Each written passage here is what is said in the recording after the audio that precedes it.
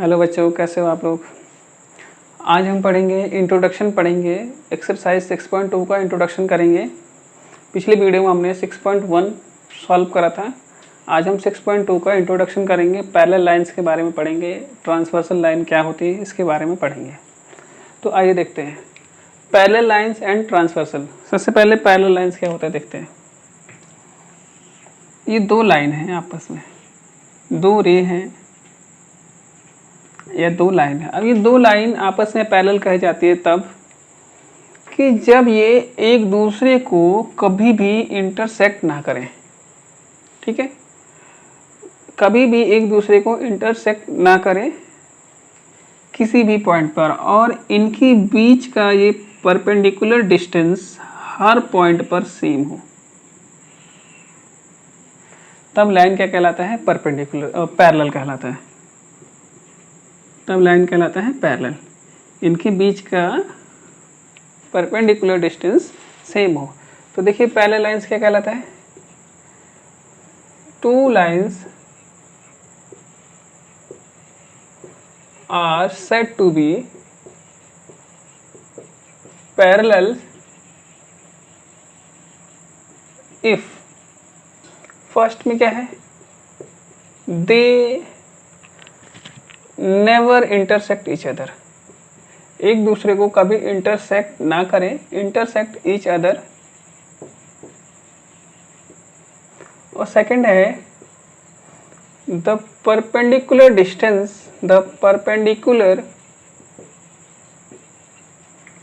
Distance between them is same at every point।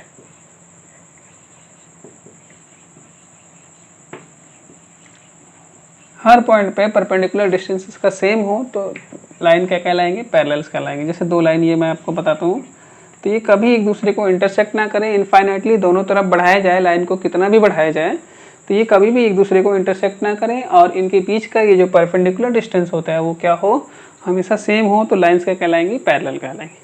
Suppose ये L और M है, तो इसको रिप्रेजेंट कैसे करेंगे, लाइन पैरेलल है तो L पैरेलल M ऐसे।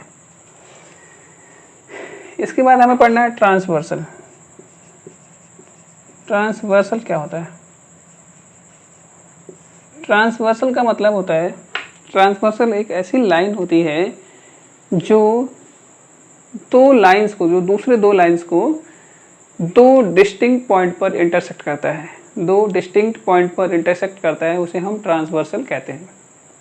जैसे देखिए, तो अ लाइन विच इंटरसेक्ट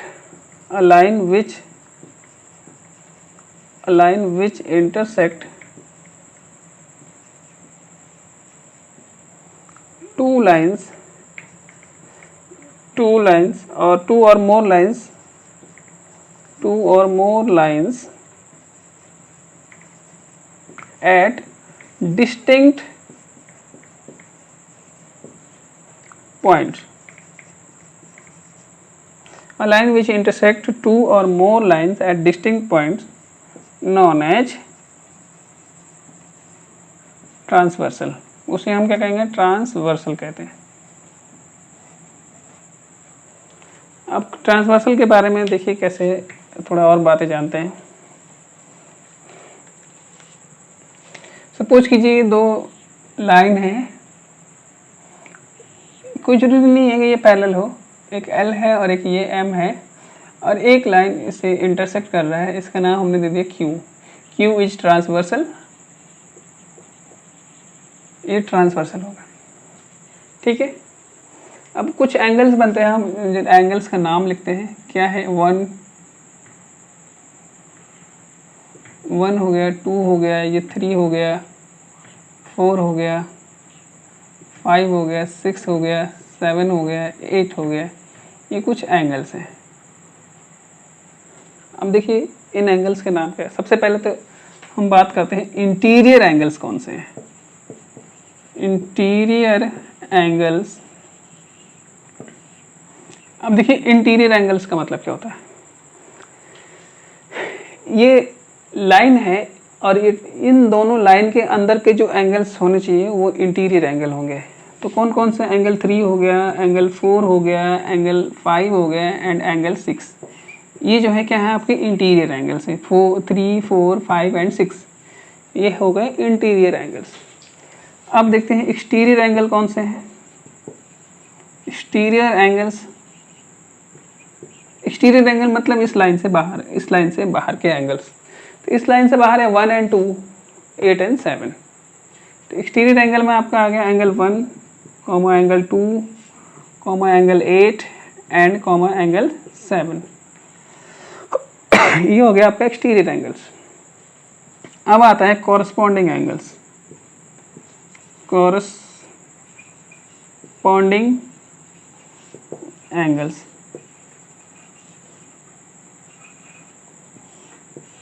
देखिए कॉरस्पॉन्डिंग एंगल कौन कौन से हैं। 1 का कॉरस्पॉन्डिंग है 5, 1 एंड 5, ठीक है। 2 एंड 6,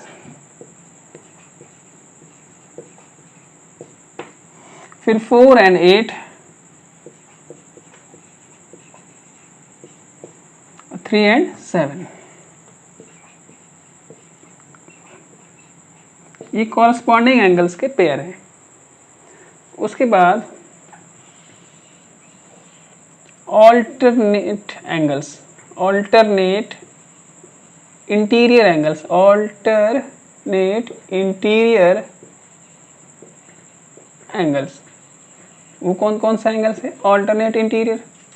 देखिए पहले इंटीरियर एंगल का नाम लिखा हुआ था, ये 3, 4, 5 एंड 6 इसी चारों में से लेना है।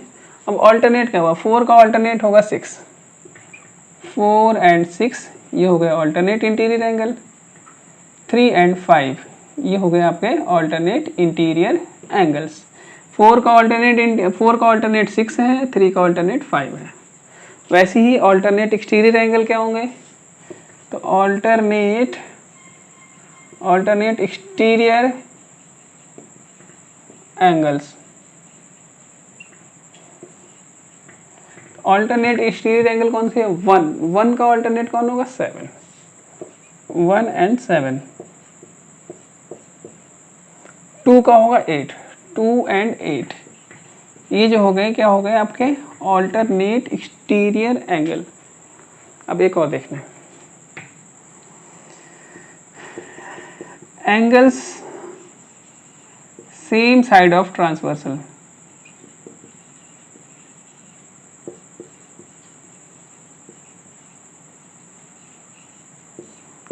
ये ट्रांसवर्सल हो गया आपका, ट्रांसवर्सल के सेम साइड का एंगल्स या इंटीरियर एंगल्स। इसको हम और भी बोलते हैं कंजिक्यूटिव इंटीरियर एंगल्स, और दूसरा नाम है इसका को इंटीरियर एंगल्स, ठीक है। तो angle same side of the transversal, या यहाँ लिखिए interior angles same side of the transversal. अब इसमें क्या आएगा, ये ट्रांसवर्सल है, ट्रांसवर्सल के सेम साइड का इंटीरियर एंगल हो गया 4 एंड 5। एंगल 4 एंड 5 ये जो है आपके सेम साइड है, यही कंजिक्यूटिव इंटीरियर एंगल कहलाएंगे या को इंटीरियर एंगल कहलाएंगे, या दूसरा हो गया आपका 3 एंड 6। तो इस तरह से ये कौन कौन से एंगल्स होंगे, ये हैं। अब इसके बाद हम देखेंगे कि इनका क्या रिलेशन होता है आपस में। तो देखते हैं आगे का topic. If 2 parallel lines are intersected by a transversal, then मतलब कि दो पैरेलल लाइंस को एक ट्रांसवर्सल लाइन इंटरसेक्ट करता है तो क्या होता है। चलिए देखते हैं क्या होता है। सबसे पहले तो हमें ये बनाना होगा, दो पैरेलल लाइंस बनाने होंगे।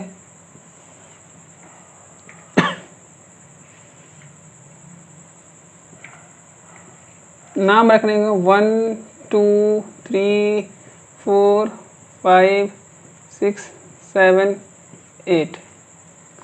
तो जब दो ये हो गया, आपको इसका नाम दे देते हैं एल एम, इधर हो गया क्यू। तो जब दो पैरेलल लाइंस को एक ट्रांसवर्सल लाइन इंटरसेक्ट करता है तो क्या होता है, सबसे पहले क्या होता है कि सबसे पहले होता है pair of alternate interior angles are equal.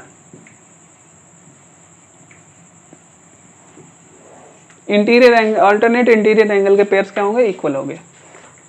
तो अल्टरनेट इंटीरियर एंगल कौन से हुए आपके, ये हो गए अल्टरनेट इंटीरियर एंगल 4 और 6। तो एंगल 4 जो होगा किसके इक्वल होगा, 6 के इक्वल होगा, एंड एंगल 3 किसके इक्वल होगा, एंगल 5 के। तो ये हो गए आपके अल्टरनेट इंटीरियर एंगल्स, और ये आपस में क्या होंगे, इक्वल होंगे। कब इक्वल होंगे, जब किसी दो पैरेलल लाइंस को एक ट्रांसवर्सल लाइन इंटरसेक्ट करेगा। सेकंड में क्या है, ऐसी ही pair of alternate exterior angle, exterior मतलब जो लाइन से बाहर हो, एंगल्स आर इक्वल। ठीक है, तो देखिए एक्सटीरियर कौन सा हुआ, एक्सटीरियर है 1 2 8 7। 1 का ऑल्टरनेट कौन सा है, 7। तो 1 किसके इक्वल होगा, 7 के इक्वल होगा, एंड 2 किसके इक्वल होगा, 8 के। उसके बाद क्या है, कॉरस्पॉन्डिंग एंगल्स आर इक्वल। तो पेयर ऑफ कॉरस्पॉन्डिंग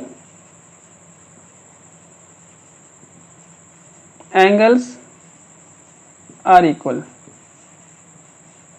तो देखते हैं हम कॉरस्पॉन्डिंग एंगल के पेयर्स कौन से हैं। 1 का कॉरस्पॉन्डिंग कौन है, 5, 2 का है 6, 4 का है 8, 3 का है 7। तो 1 किसके इक्वल होगा, 1 आपका इक्वल होगा 5 के। तो एंगल 1 किसके इक्वल होगा, 5 के इक्वल होगा। 2 किसके इक्वल होगा, 6 के इक्वल होगा। 4 किसके इक्वल होगा, 8 के, एंड 3 किसके इक्वल होगा, 7 के। उसके बाद कॉरस्पॉन्डिंग एंगल इक्वल हो गए। अब इसमें इंटीरियर एंगल्स एक्सटीरियर एंगल्स हो गए, कॉरस्पॉन्डिंग एंगल्स अल्टरनेट और एक्सटीरियर एंगल ये सब इक्वल हो गए। अब देखिए जो मेन इंपॉर्टेंट है, फोर्थ में है कि the sum of the interior angles of the same side of transversal is 180 degree. ये बहुत इंपॉर्टेंट है, ट्रांसवर्सल लाइन के सेम साइड के इंटीरियर एंगल्स का सम 180 डिग्री होगा। तो देखिए ट्रांसवर्सल लाइन है, सेम साइड का एंगल कौन से है, 4 और 5। तो 4 और 5 का सम कितना होगा, 180 डिग्री होगा। इसी तरह से 3 और 6 का सम कितना होगा, 180 डिग्री होगा। हम ये भी बोल सकते हैं शॉर्ट में कि को इंटीरियर एंगल्स का सम 180 डिग्री होता है, को इंटीरियर एंगल्स का सम 180 डिग्री होता है, या कंजिक्यूटिव इंटीरियर एंगल्स का सम 180 डिग्री होता है। ठीक है, तो हम शॉर्ट में इसको लिख सकते हैं, हम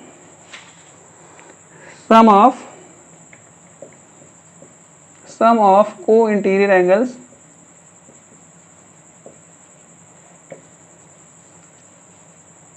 इज 180 डिग्री, और sum of consecutive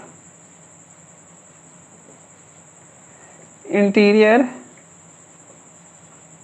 angles is 180 degree. Short में है ये इज 180 डिग्री। तो देखिए ये जो प्रॉपर्टी था आपका, ये प्रॉपर्टी बहुत ही इम्पोर्टेंट है 6.2 को सॉल्व करने के लिए।